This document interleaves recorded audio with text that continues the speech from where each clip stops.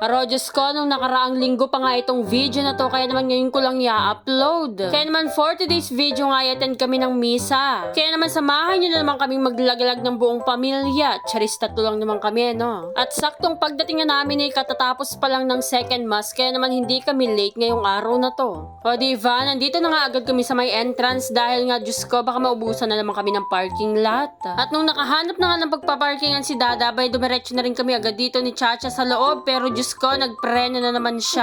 Dahil nga nakakita na naman siya ng mga balloons, Diyos ko, ipapasok pa niya sa loob. Bay panigurado lilipad tumamaya sa loob ng simbahan. Pero Diyos ko, sinasabi ko na nga ba, hindi na naman namin natapos ang misa ng Chacha, kaya naman iniwan na lang namin ang Dada doon sa loob. At paano ba naman kasi nag-iiyak-iyak tong Chacha sa loob ng simbahan? Diyos ko, nabitawan niya yung balloons niya. Sinasabi ko na nga ba talaga mabibitawan niya yun? Diyos ko, algaw eksena tuloy kaming mag-ina doon. Kaya naman sa sobrang sama ng loob niyang nabitawan niya yung lobo niya, Diyos ko, pinunta ko na lang siya dito sa 7-Eleven. Binilhan ko na nga lang din talaga siya ng ice cream niya dyan para hindi na ulit siya mag-iyak-iyak dahil grabe talaga yung iyak niya dun sa loob ng simbahan. At nung natapos na nga ang Chachang magkain-kain sa may 7-Eleven ng ice cream, dito na lang din talaga kami nagtambay sa may tabi nga ng simbahan. At inaantay na nga lang din namin matapos yung misa dahil nga nasa loob pa ang Dada. Kaya naman naisipan na lang muna namin ng Chachang maglaro-laro dito, Diyos ko. Olo ko, ng kasaya ng Chacha, bala mo hindi na lumipad yung mga balloons niya.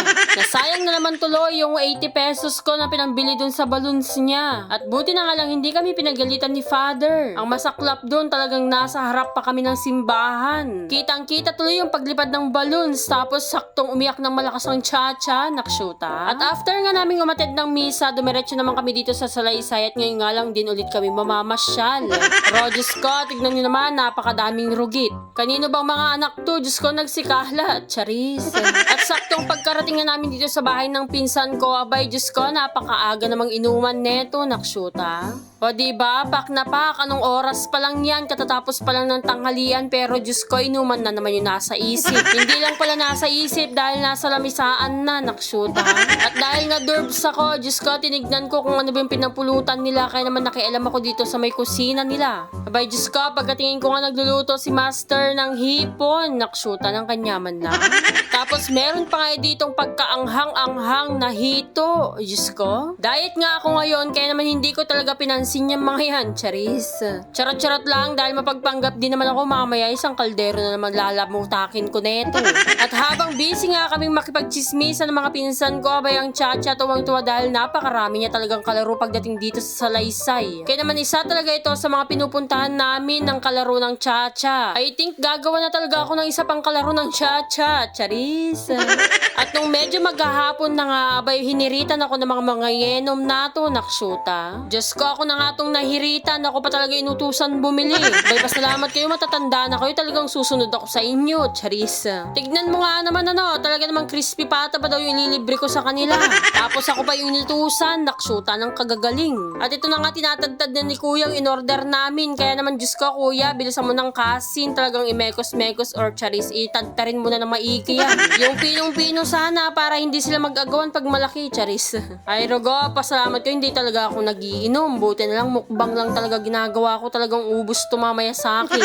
Ay Rogo, nang kabilis naman talaga magtadtad ni Kuya. At nung natadtad na nga niya, sinunod naman niyang ibalot yung mga in-order kong mga Shanghai. Abay dito talaga sa Papos, napakainam. At hindi pa nga dyan natatapos yung pag-uutos nila sa akin, naksyutabilhan ko ba daw sila ng 2 litrong, ay Rogo, ng alak.